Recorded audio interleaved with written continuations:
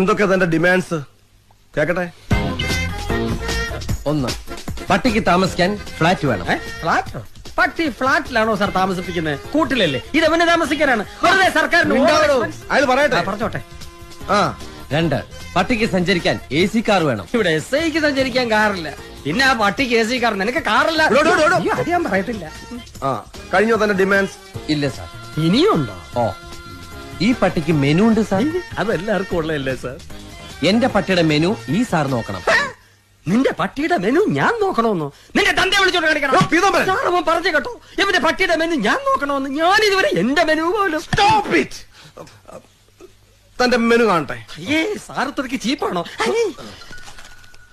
ഇതാ സാർ. മുട്ട, Horlicks, chicken, milk രാവിലെ. ഇതാണല്ലേ മെനു? അപ്പൊ ഞാൻ ഉദ്ദേശിച്ച സാധനമല്ല. ബട്ടർ, ബീഫ് ഒലത്തിയത്, ഒലത്താത്ത 2 times with bread and omelette, chicken chips. കഴിഞ്ഞോ? ഇല്ല സാർ. ഇതിനൊരു അന്ത്യമില്ലേ?